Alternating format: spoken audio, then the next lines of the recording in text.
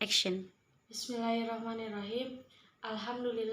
Alhamdulillahilladzi arsala rasulahu bil huda wa dinil haq liyudhhirahu wa kafa billahi syahida. Asyhadu an la ilaha illallah wa asyhadu anna Muhammadan abduhu wa rasuluh alladzi la nabiyya ba'da amma ba'du.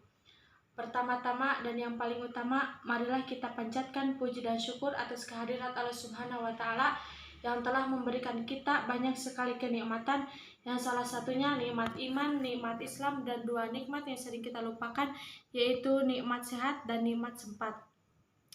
Tak lupa sholawat serta salam marilah kita junjungkan kepada Nabi Muhammad SAW yang telah membimbing kita dari zaman jahiliyah menuju zaman Islamiyah. Sebelumnya, perkenalkan, saya Anita Solihah dari Prodi Pendidikan Agama Islam. Di sini saya akan menjelaskan sedikit tentang Jazirah Arab sebelum masuk Islam, sebelum adanya Islam. Nabi Muhammad SAW lahir di kota Mekah pada tahun 570 Masehi. Mekah adalah sebuah kota yang sangat terkenal dan sangat penting di antara kota-kota di negeri Arab, baik karena tradisinya maupun karena letaknya. Kota ini dilalui dengan jalur perdagangan yang sangat ramai, menghubungkan Yaman di sebelah selatan dan menghubungkan Syria di sebelah utara. Di tengah kota Mekah terdapat Ka'bah. Kemudian Mekah menjadi pusat keagamaan Arab. Ka'bah adalah tempat mereka berziarah. Jazirah Arab merupakan kediaman mayoritas bangsa Arab kala itu. Jazirah Arab dibagi menjadi dua bagian besar. Yang pertama bagian tengah dan pesisir.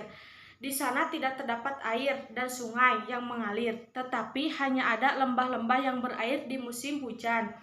Kemudian sebagian besar dari Jazirah Arab adalah padang pasir Sahara yang terletak di tengah dan memiliki sifat yang sangat berbeda-beda.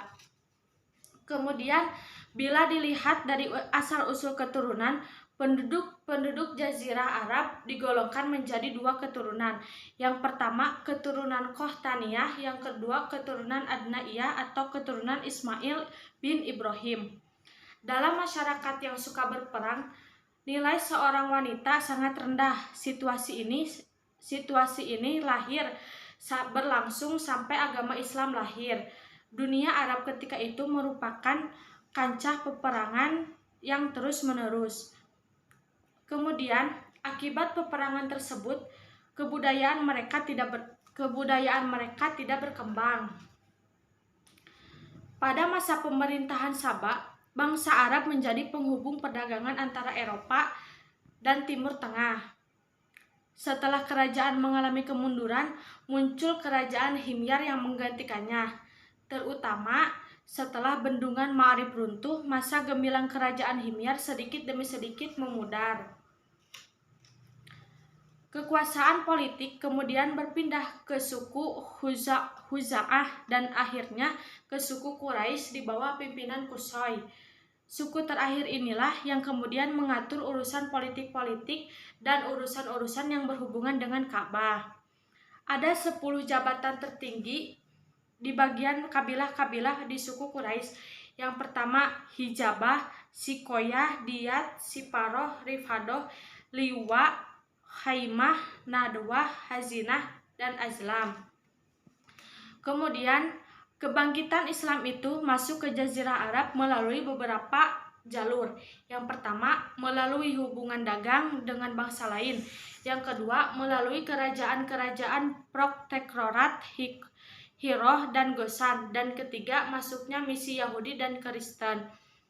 Mungkin sekian yang bisa saya sampaikan. Mohon maaf bila banyak kekurangan, karena kebenaran hanya milik Allah Subhanahu wa taala dan kekurangan mutlak datangnya dari diri saya sendiri. Ungdur makola walatang durman kola. Wassalamualaikum warahmatullahi wabarakatuh.